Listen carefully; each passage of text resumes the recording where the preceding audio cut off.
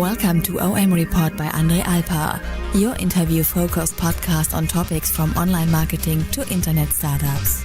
Hi Bas, thanks for your time. Can you briefly introduce yourself? Yes, of course. I'm Bas van Beld. I'm the founder and owner as well of stateofsearch.com. I'm a professional speaker, trainer and consultant. All right, so you are the trainer. Is the trainer always a good player, or is it like when you look at sports, sometimes there are trainers who are really good trainers, but they're not such good players, and the other way around. There are sometimes players who try their luck being a trainer and doesn't work out all. I don't think necessarily that a trainer has to be a good player as well. The trainer has to understand the players though, and it definitely helps if the trainer knows how to play the game. But it doesn't have to be like a top player. Okay. So do you think, you as a consultant, or maybe us as a consultants, are we spoiled because we don't have the problem of really implementing the things that we suggest, or we can't fight the customers fight that they sometimes have to do internally, especially when it comes to SEO and social media sometimes? Yeah, and I think that's one of the reasons why consultants sometimes don't have the best name to it. It is, of course, it's easier if you don't have to actually do it. You can just tell what you think should be done, and then you're out of there. Still, I try to get as much information from the people I work with, the people I train, to actually understand what they're doing, and I've actually found a way where I can make that the organization understands it better themselves, which is that they train each other as well. So I'm a trainer, and I facilitate that they train each other. So it's more like a communication facilitator or something. Yes and no. It's partly part of it is the training. So some of the stuff is new for them. But I don't know if you know the principle of Nelson Mandela, what he did in Robben Island with Please let us know. With all the I've been in Robben Island, but I don't remember. Okay, well, the Robben Island is the prison in South Africa, and when they were held prison there, they wanted to learn more. Yes. The problem was that they only could get out of the cells for like half an hour a day or so, or an hour maybe. So what they thought of was an idea that they would teach each other, but they were like not switching cells, so they were cells next to each other. So they were teaching each other through the walls of the cells. One of them had a book, so he explained it to the one next to him, and then the person next to him had to do it to the next person. Now, if you know the game where you have to whisper, exactly. Well, that goes wrong because people don't listen. Okay. But what happens if you train people and you tell them to train someone else on the topic they're about to get knowledge on, they listen more carefully. Okay. And then they go and train the others, and then something interesting happens, because then they start communicating with each other about what they can and cannot do within the organization. So they help each other actually understand each other. And I'm always there, so I'm learning as well. So each training session, I don't just teach, I learn as well. So is it like in your case that at some point in time you made the customers or your training customers so good that they don't need you anymore? So they kind of you're kind of destroying your own customer base to a certain degree? Well, I think if you dramatic, but yeah, it's sorry. dramatical. Yeah, if you're a good trainer, that should be your aim. Actually, it should be your aim to not be necessary anymore. Because if you do a good job on training, they will understand and they'll do it right. And I'm not into training to get more training. I'm into training to get them to understand the principle. Okay. And there's enough to train in the world. You don't need to hold on to one client. So can I just understand? So I know State of Search as being like a huge blog over in Europe. Yeah. Basically, discussing everything that happens, and of course abroad as well. So, but you're a one-man show, or are you like an organization, or just out of curiosity? Yeah, no, it's my blog. I also run it, so I'm the chief editor of it.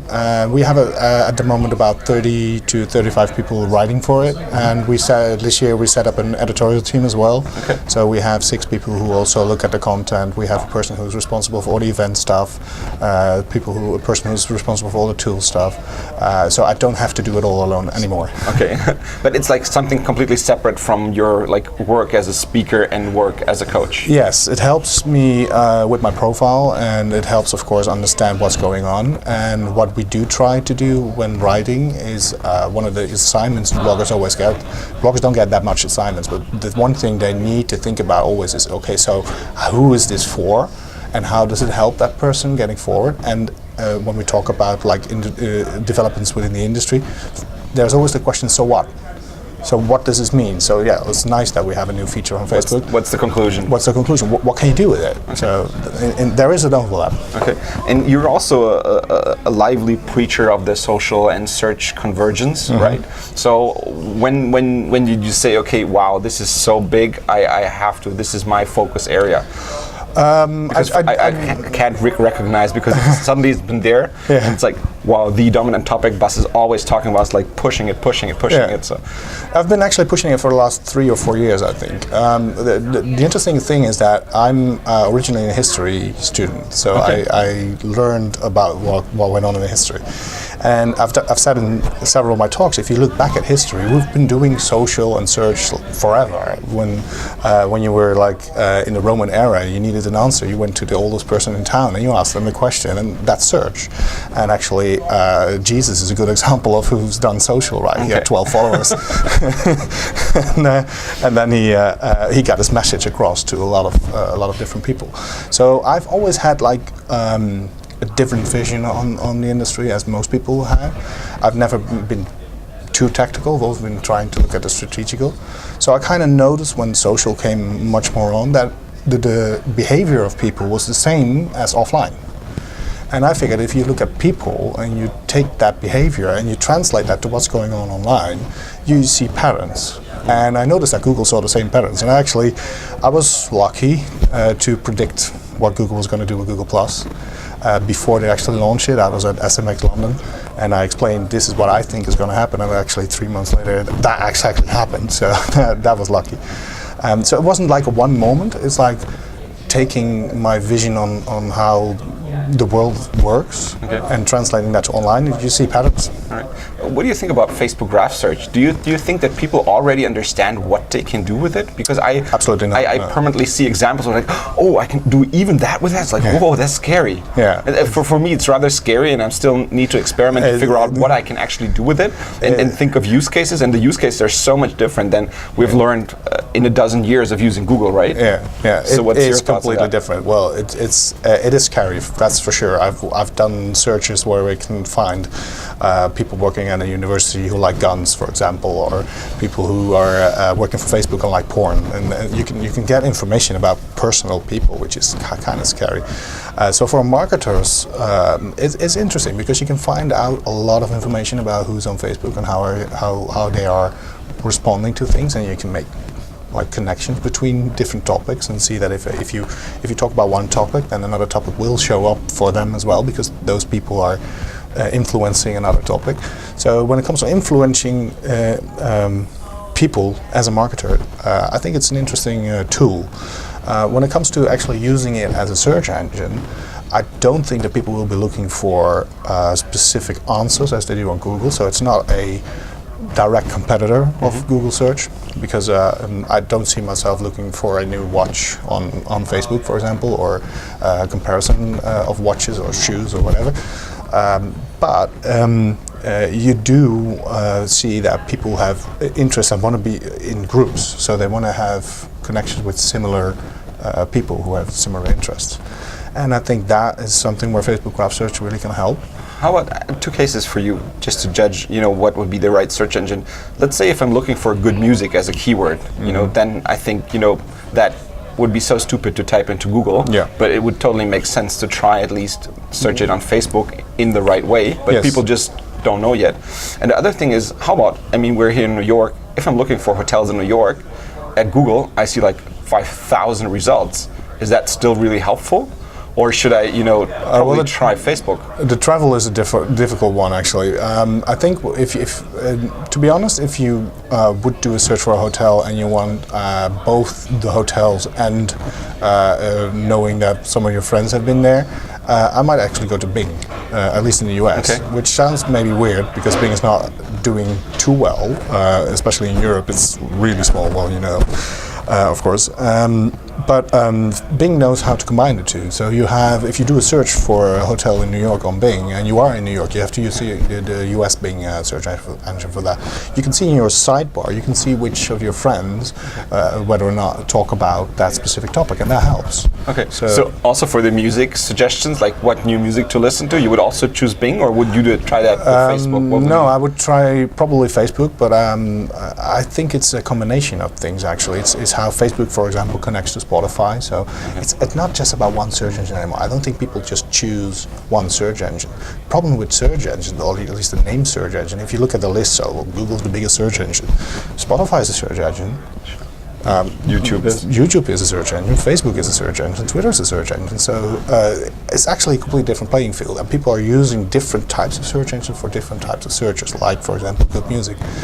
The good music part will probably be more on the social type of search engines, and where do I buy the music is more on the Google type search engines. Okay. So you also travel the world quite a bit as a speaker. Like, is there a continent you missed out yet?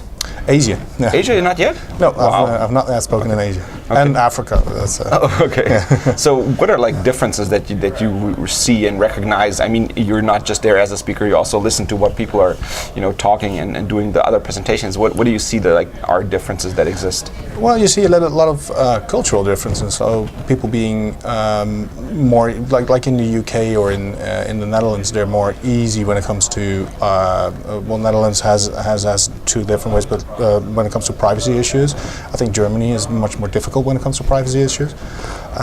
So you see the cultural differences in there when people are talking. I also see that in the US there's a lot more tactical talk instead of strategical talk. Where's that in? In the US. Okay. So here. I think people like tactics instead of more strategy. Okay. Whereas in Europe, I'll teach you this and this trick to do, and then that's a good presentation. Yeah, exactly. That's you see a lot of people responding on that, like, oh, that was good. Whereas in Europe, people tend to think more strategical, I think. Okay. So you really adapt, like, if you have like a certain content or a certain storyline you want to teach, you would really adapt it for the US. Absolutely. I do never give one presentation twice. I always adapt. That's sure, but you would also, try to aim for a different level, between tactics and strategy? It depends on the audience, yes. It's not as if I say, okay, so if I go to the US, I'm going to do all tactical stuff. What I would do is that if I go to the US and I speak, I would explain more that I'm talking about strategical stuff and the difference between strategical and tactics, so that they will know what to expect. I'm not going to adapt so that they will just get tactical stuff. They can get that somewhere else. I think they need to know about strategical stuff. You just need like more of an intro to explain, listen, we're talking about strategic elements here, and this is why we're talking about strategic elements, and then you go into the topic, whereas in Europe you just go into the strategic stuff. Yeah. And then who helps it break down in Europe? How do they do it? How do they break it down to the tactical level, or do they develop them themselves because it's well, it's different. Of course, my presentations aren't like a one-off. You need to. It's a starting point, so you need to get more information after that. So that's where State of Search, for example, comes in. You can get more tactical stuff on there as well. Other speakers. So at a conference, you don't want just strategical talks. You want tactical talks as well. So you try to connect the several talks to each other. Okay. Thanks so much for your time, Bas. Thank you. It was nice talk. OMReport and Andre Alpar would like to thank you for your attention. You can get more episodes on www.OMReport.com.